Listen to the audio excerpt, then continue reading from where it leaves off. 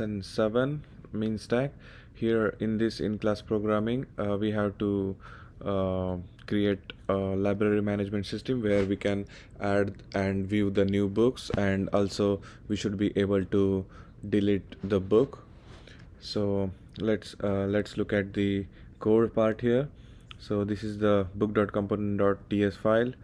This descript file is just to create a new book. To like we have the add book button.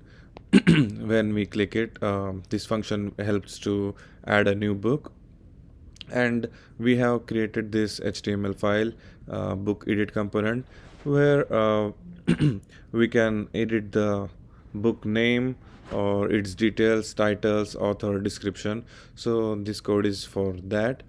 And then there is book detail component.ts, where we can add the these functions are to call the book by its id. So when the book id is called, we can see the details of the book, and we can add and update add the new details to that book also.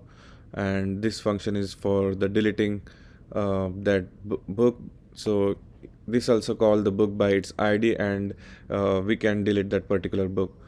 The book edit component.ts, this shows the, like, this is for the showing the functions for editing book details, and the form details are like submitted to update the book functions, which update the data table basically.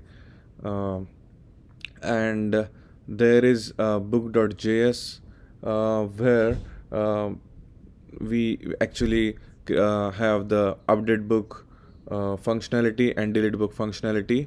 So all this functionality we can see in our application. So let's move to the actual UI presentation. So this is the first, we can see that we are already connected to the MongoDB local. So unfortunately for this laptop, MacBook, we are using MacBook M1. So the MongoDB is not supported for this system, so we are not able to see the database actually, but we can see everything here in the UI. So this is the simple design we have created. We have added the background image, we have added the logo for our library management system, we have did the add book button, and for previous thing it was just having the 3 columns. Now we have added publisher year. So let's see how this functionality works. So when I click on add book, it gives me a new window where I can give the ISBN number, any random title, and the description, uh, anything randomly. And we can put the, we can't type it here, the characters. We can just enter the numbers here. We have designed it like that, so we can only enter the number, it doesn't take characters. So we changed that too. So when I click on save, so this is the name of the book, this is the description, and all the information shown here is we just entered. So if I want to edit something, for suppose published year 2020, if I want to change it to 2021 or something, I can change it here.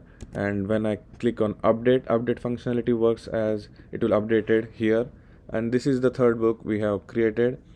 So when we click on any particular books, for suppose the first one, here we can see edit or delete option. So if we click on delete, the book will be deleted from the database, as well as it will be reflected in UI immediately.